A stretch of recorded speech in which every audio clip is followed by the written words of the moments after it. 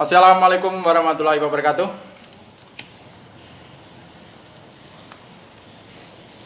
Teman-teman, kembali lagi di channel saya, Ekstra Parlementer. Channel ini bertujuan untuk bagaimana mengedukasi, kemudian saling sharing terkait dengan situasi dan juga dinamika sosial hari ini. Nah, tepatnya hari ini kita melihat bahwa 2 hari yang lalu ada Hari Buruh, kemudian ada Hari Pendidikan.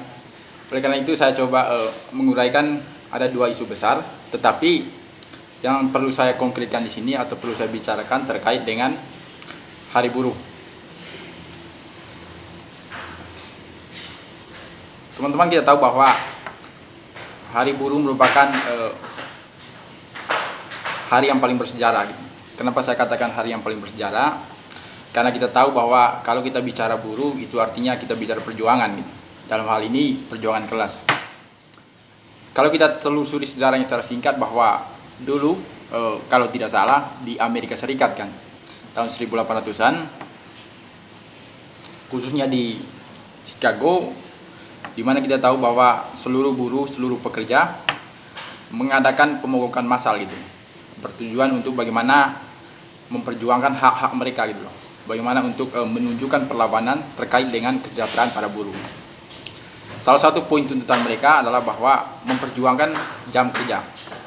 Artinya apa teman-teman? Kita tahu bahwa dulu sebelum terjadinya perjuangan buruh atau demonstrasi besar-besaran para buruh, kita bahwa sebelumnya buruh dipekerjakan 1 hari 12 jam gitu. Iya kan?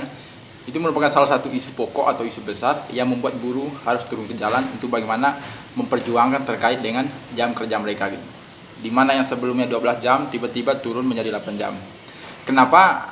Karena begitu banyak aktivis buruh, aktivis perjuangan yang menyatakan bahwa kalau buruh kerjanya 8 jam, dengan sendirinya 8 jam yang lainnya dalam 1 hari itu bisa untuk rekreasi, 8 jam yang lainnya untuk istirahat gitu. Ini merupakan cikal bakal lahirnya bagaimana perjuangan buruh. Nah, mungkin ada begitu banyak hal yang berkaitan dengan sejarah perjuangan buruh.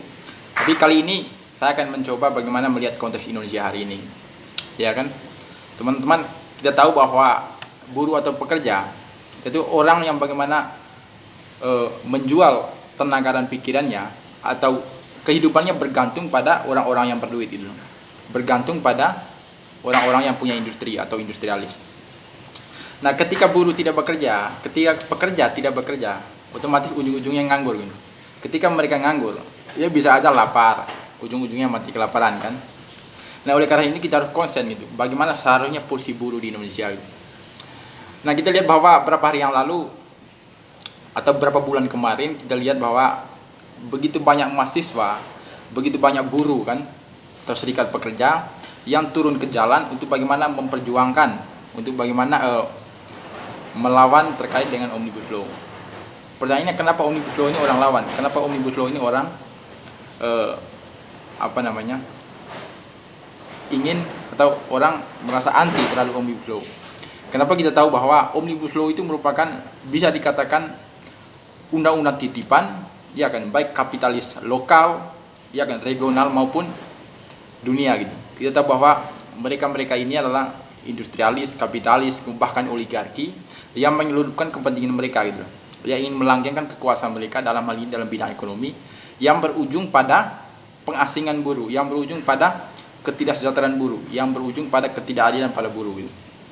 Nah, kita lihat misalnya gitu, kenapa Hari Buruh ini kita perlu perjuangkan, kita perlu sikapi, kita perlu sampaikan terkait dengan aspirasi mereka. Dalam Omnibus Law kemarin kita lihat bahwa yang pertama itu ada beberapa masalah besar pada buruh. Di dalam Undang-Undang Tenaga Kerja nomor 13 tahun 2003, salah satu pasal yang kontroversialnya sampai hari ini, yang pertama itu outsourcing gitu. Outsourcing itu tenaga kerja kontrak. Artinya apa teman-teman? Ketika outsourcing ini diberlakukan, dengan sendirinya tenaga kontrak itu, ya itu kan bebas dipasarkan oleh industrialis sendiri, bebas dipasarkan oleh pemilik perusahaan gitu loh. Artinya mereka bisa mengalihkan tenaga kerja kontrak A, ya kan, ke perusahaan B gitu loh. Begitupun sebaliknya. Gitu. Kemudian yang kedua dari segi UMR. Kita tahu bahwa upah minimum regional, ya kan, sebelumnya diatur bahwa upah minimum itu bisa diatur oleh pemerintah kota atau kabupaten, bukan tersentral di provinsi. Tapi ketika Omnibus Law sudah disahkan, iya kan, upah minimum kabupaten itu dihilangkan. Artinya pemerintah provinsi yang menetapkan UMR. Efeknya apa? Dalam satu provinsi itu ada kabupaten-kabupaten lain yang dimana secara outcome-nya atau pengeluaran lebih besar, ya kan, dibanding dengan kabupaten lain dalam provinsi itu. Yang paling rugi itu adalah kabupaten yang secara outcome-nya atau pengeluarannya lebih besar gitu. Sementara income-nya tidak seimbang. Nah, oleh karena itu efeknya apa? Ketika upah minimum kota ini dihilangkan, dengan sendirinya pekerja dalam suatu kota yang dimana secara biaya hidupnya besar itu justru menjadi korban gitu, iya kan? Justru akan mendapat ketidakadilan, justru akan mendapat ketidaksejahteraan gitu. Kemudian yang berikut ada poin-poin lain yang membuat kita harus bersuara. Misalnya soal PHK teman-teman, iya kan? Bahwa kalau kita baca di media kan, terutama di tengah pandemi ini, kita tahu bahwa begitu banyak buruh atau pekerjaan di PHK gitu. Baik dengan alasan pandemi, ya kan, alasan perusahaan itu defisit, ataupun alasan-alasan sejenis yang membuat buruh itu mengalami kerugian, yang merasa dirugikan. Nah, ini yang kita perjuangkan, bahwa kalau kita tahu bahwa dalam Undang-Undang Tenaga Kerja kan, pada prinsipnya buruh itu dia punya kepastian kerja gitu, ya kan, bahwa buruh itu dilindungi gitu, dia punya perlindungan hukum, ya kan. Tetapi satu sisi kita lihat hari ini bahwa ada begitu banyak di daerah di Indonesia, ya kan, di mana buruh itu di PHK, ya kan. Nah, ini yang perlu kita perjuangkan, bahwa yang kita tuntut dan yang kita tagih di sini, bagaimana negara harus berperan kan, supaya PHK yang kita lihat sebelumnya itu bisa dikurangkan bahkan dihilangkan. Kemudian yang berikut kita lihat bahwa terkait dengan misalnya soal jam kerja perempuan teman-teman, ya kan. Saya melihat kemarin bahwa dalam Undang-Undang Cipta Kerja kemarin kita lihat itu hak cuti khusus itu dihilangkan untuk perempuan. Artinya apa? Misalnya begini, saya uraikan contohnya.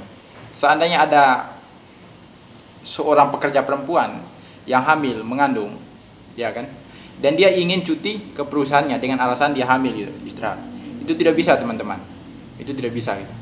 Nah, ini berbahaya gitu, ya kan. Ketika ada seorang pekerja yang hamil, perempuan yang hamil gitu, kemudian dia ingin istirahat supaya bagaimana fokus pada kandungannya, itu agak susah untuk bagaimana dia mendapatkan perizinan cuti gitu. Sementara dalam Undang-Undang Tenaga Kerja sebelumnya itu diperhatikan, tapi ketika Omnibus Law datang, maksudnya hak perempuan untuk mendapat keadilan di bidang pekerjaannya itu sepertinya digeser oleh arus kapitalisme itu sendiri gitu.